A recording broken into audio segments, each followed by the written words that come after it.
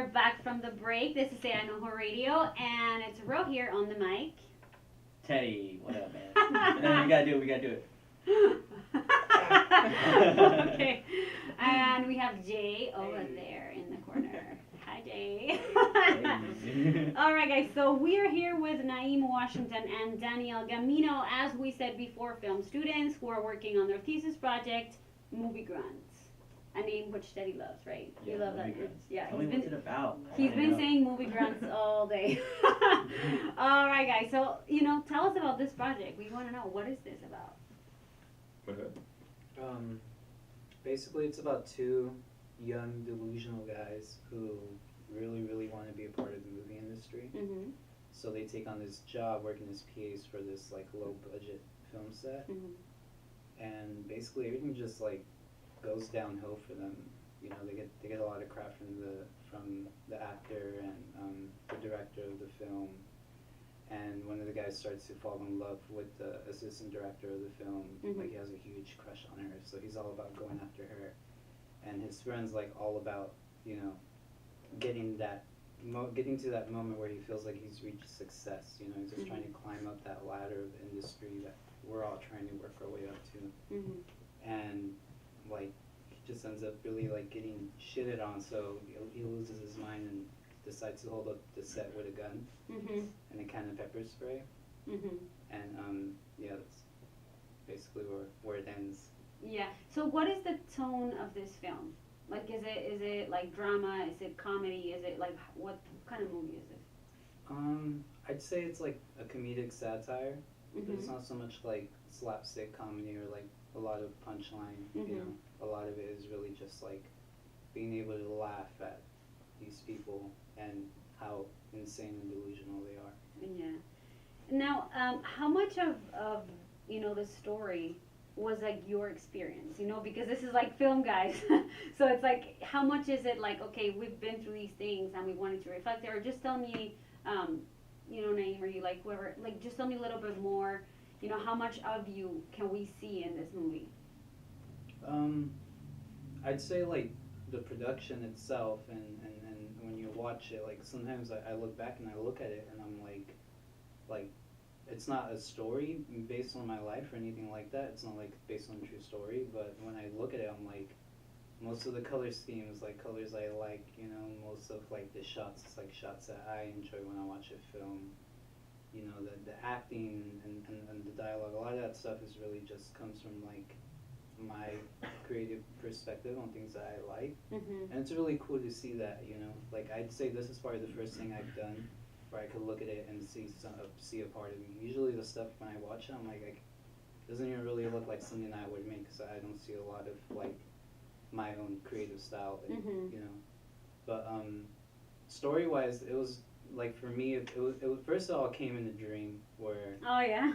I had a nightmare where some guys, like, I was like shooting something and somebody like showed up with a gun and wanted to steal stuff from me. I don't know, it was a surreal nightmare. So I mean, the first thing I did was write it down. I always try to write down stuff like that. And then when we went into our advanced screenwriting class, which is when you start writing your thesis and you start writing it into the script. London was substituting for the first week, but for the rest of the quarter we had Ed McGinty. But Jonathan London was substituting, and we were all pitching our ideas, and we had like 3 or 4 ideas we had to pitch. And when I told him that one, he started thinking about it. He's like, that would be a really good comedy. And you know how London is like, he's we had him on spot. the show. Yeah. He was here, what, a week ago or 2 weeks ago? I believe it was 2 weeks ago. ago. Oh my God, he's hilarious. That was the longest show we've ever had since we started. He was amazing. So yeah, he's so funny. Yeah, so when he heard the idea, he just thought, it'd be a good idea to, try to make it more into like a comedy, like a satire type of comedy. So after that, it was really like tough for me. Yeah, like, I had to look back and think like, okay, how am I gonna make this really like dark thing that I had a nightmare about into a comedy? And yeah, the characters just started to get built. I had to decide on who's holding up the set and what their purpose is in life, things like that. Where the set is taking place, where the movie within the movie is taking place. everything was just a matter of trying to add elements to it. And then when I got into advanced directing, you know, I thought I had a solid script, because that's the last thing we talked about with our instructor, that we had a pretty good script, just a couple things here and there you could work on. But once we got in there, Naeem was actually in there too. He was in advanced directing. And the script got pretty much like torn apart during the first reading. Like, a lot of people laughed at the jokes. It was still like a really funny script, but a lot of like the more realistic aspects, such as like what a set is like, what the characters are, and like what the producer would be like, what the director would be like, you know, things like that is really something that Connor's tried to, you know, lend out his expertise from being a filmmaker for a long time. He's been on huge sets. I mean, one of his first feature films was like $1 million shoot, but he had an entire like military setup, like everything looked like a legitimate, you know, military setup. So he has a ton of experience in the industry, and he was able to lend that to me and tell me like, this is how you're gonna make it more real. This is how it's really gonna feel like a film set. People want this that way, you know, people don't watch your movie. And even though they'll laugh at it, you don't want people to think like it's just something unrealistic and fake. Because the people that won't get the humor will just be out of the story. So, that's smart. you know, I had to go back to that. And me personally, I hadn't really worked on set as a PA. You know, I've been on like 2 or 3, but it wasn't something I tried to focus on. I focused more on like post-production and editing.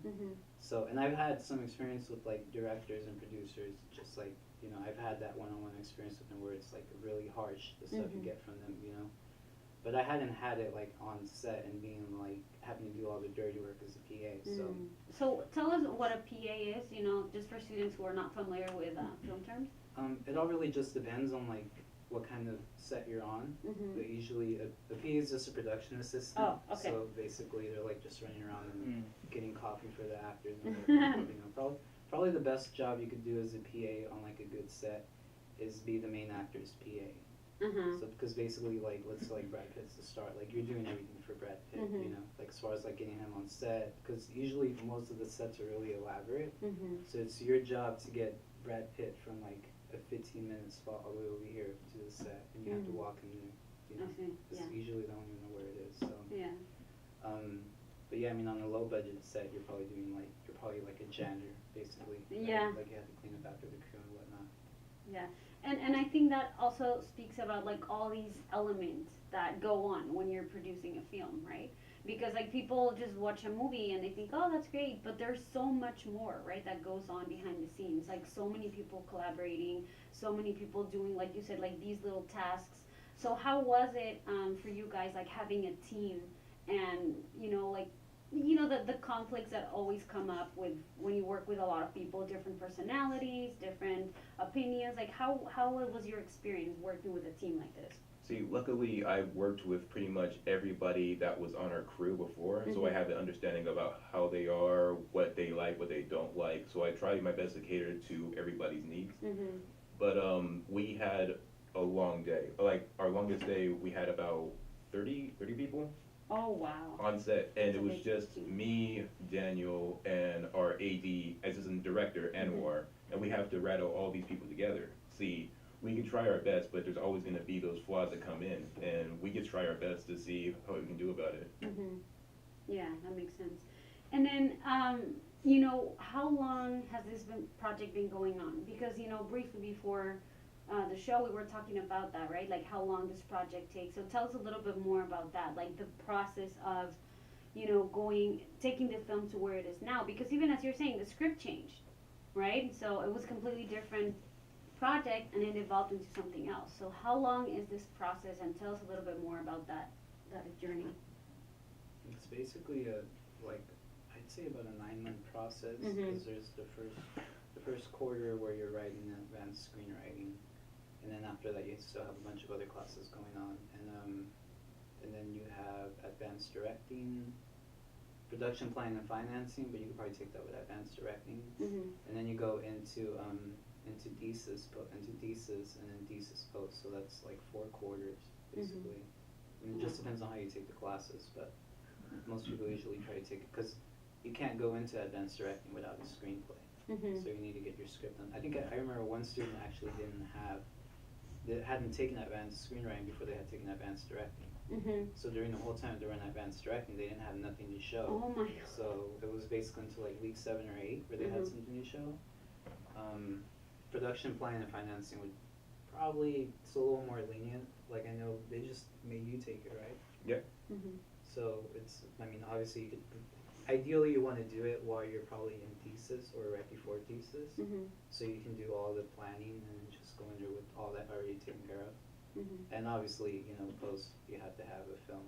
So yeah, it's a long process, but I mean, for me, it's probably been like one of the best experiences because I've just had like when Naeem hopped on the project in advanced directing, like it was awesome to have somebody that had faith in this project, you know, and actually really wanted to like make this thing happen. You know, it was one of the first times where I had a producer that really was like motivated to make it happen and really believed that it was going to come out as something good instead of just, you know, just another project. My cast, it took a long time to get the whole cast together, but I had a blast with my cast. And I didn't have a single issue with them. That's None of them awesome. had like give me any attitude or anything. Like they were all probably like one of the most talented casts that I've ever seen be put together. And yeah, I mean, I learned a lot from them because obviously, you know, there's the producer and the director and the actor. And so it's an age range, you know. You have some people in their 20s, and then we had some people like all the way up to like their 50s. Yeah. So really, like, I learned a lot from working with all of them and working with all of them in an environment like the one that Naeem described, where we had extras and we had a crew, and you know, we're all in this one space. And the same thing goes for the crew. I mean, I've probably my first AC Tyson and my sound guy Rafael were the only two that I had worked with in the past.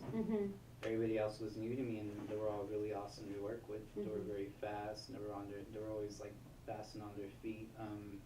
It was fun, you know. I was able to talk to people about my ideas, you know, and they were able to really like offer a lot to me and take it like just take this little idea that I gave them and go off with it. You know, like my production designer, like sometimes I felt like I was asking too much from him, but I wasn't. You know, like our gaffer Amanda. Sometimes I felt like I didn't tell her enough. Like I would tell her like, oh, I just want to do this little thing, right? And I felt like I didn't tell her enough. Like, and I would look at the shot and it would be perfect. You know, so obviously like she was adding a lot to it besides what I just told her.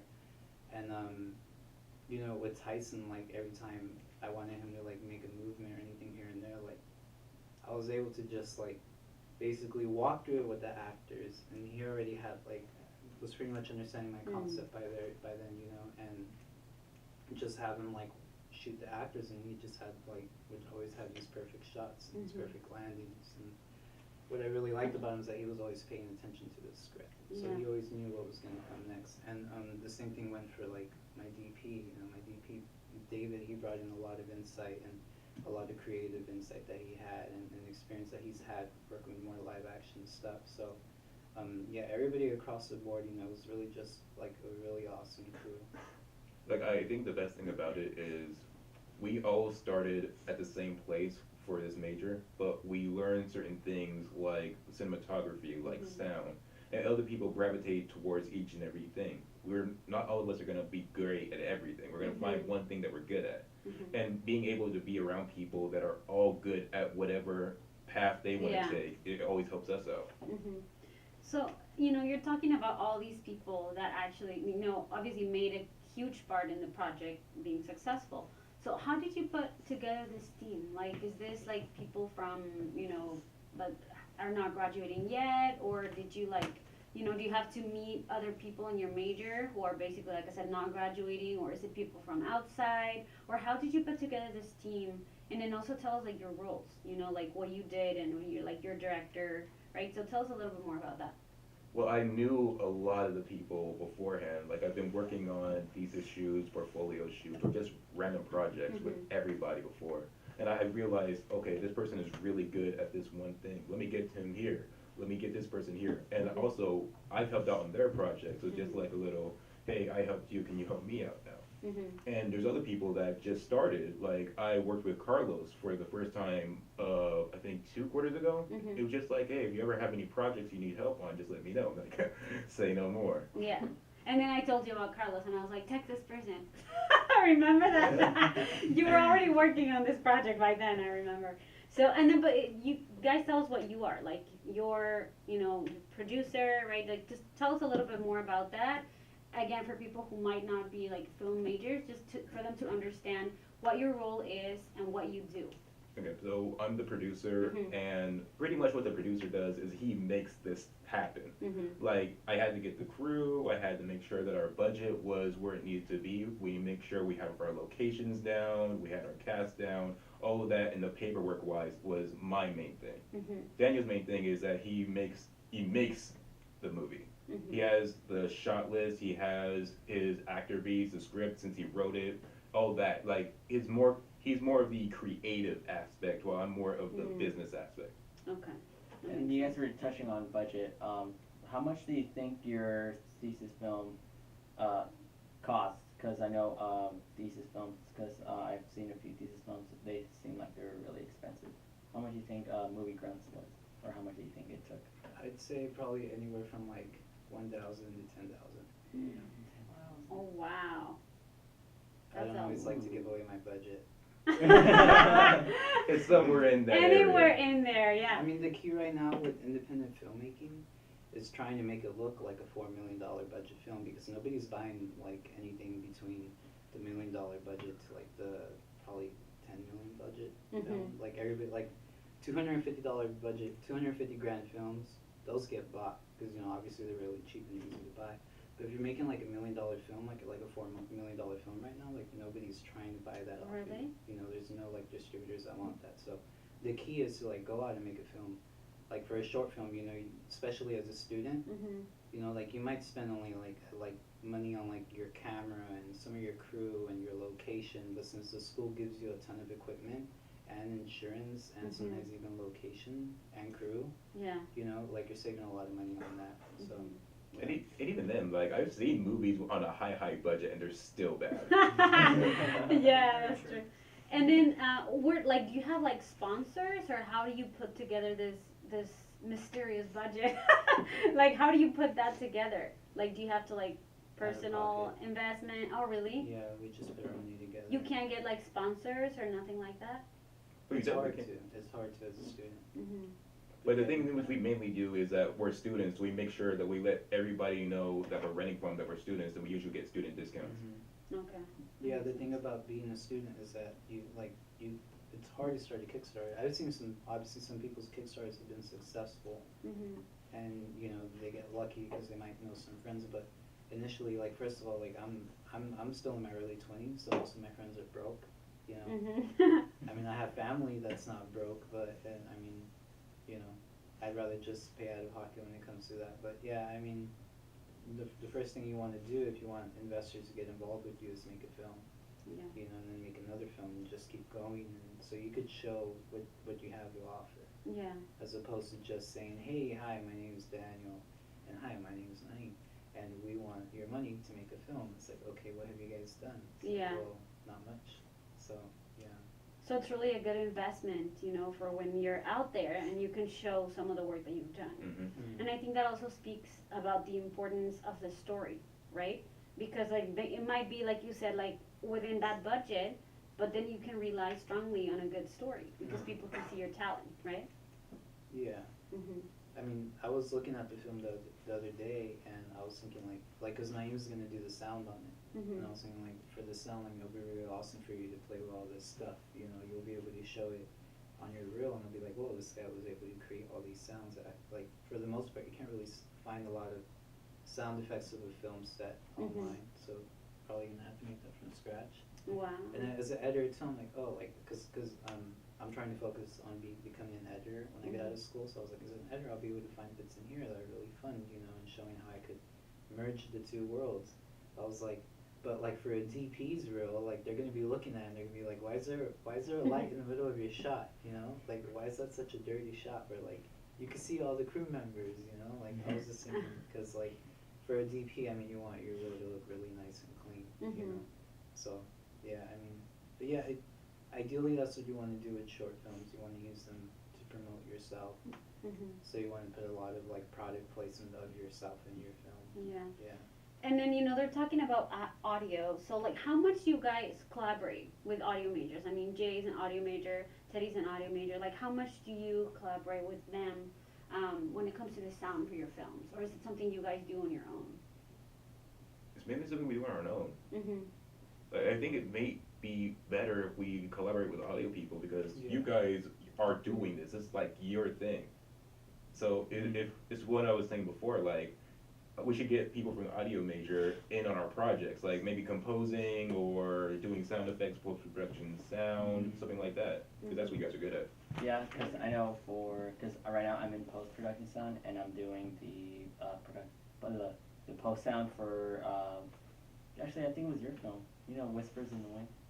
You're doing that? Yeah. Why didn't anyone tell me? Wow, moment of truth. Yeah, I didn't want to show till like it was done. Okay. Yeah, so in about 3 weeks I can show you. It's really good. It's coming out really good. Thank you. Yeah. I was already named with the credits. I was like, oh yeah, I know that guy. Yeah, because that's something I was thinking last screening that we had from those students who graduated, which actually I want to talk more about that so you guys can tell us when we can see your film and other films. But one of the ideas I had when I was there looking at the films, I was like, I feel like they could benefit from collaborating with other students in the school so much. Like, as you mentioned, audio crew, but then also, like, for example, I'm a graphic designer, right? So I have graphic and web design. So it's like one of the graphic design projects, for a student, like let's say a midterm or a final or something, could be like, pick a project, from the students who are graduating, the thesis project students, and you have to design the poster for their movie. Like, wouldn't that be a great collaboration? It's actually really funny you just said that because we were just talking about that in class this week. Yeah, and actually that screening, I was sitting with Drew Waters, who was also a guest on the show. He was so funny. And I was actually sitting next to him, and I told him that, like, as soon as the films were over, I was like, you know what, I have an idea right now. Like, why don't we do this more?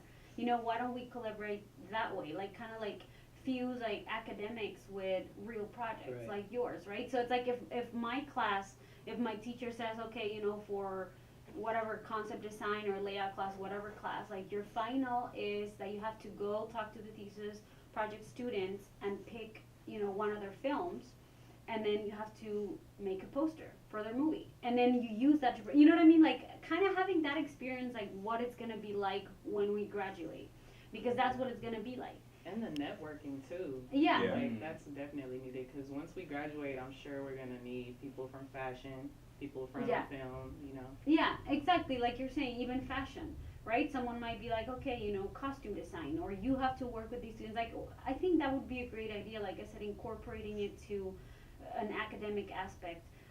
We also have motion graphics classes here. So I was thinking, I did for the motion graphics class that I took, I did a title sequence. Same idea.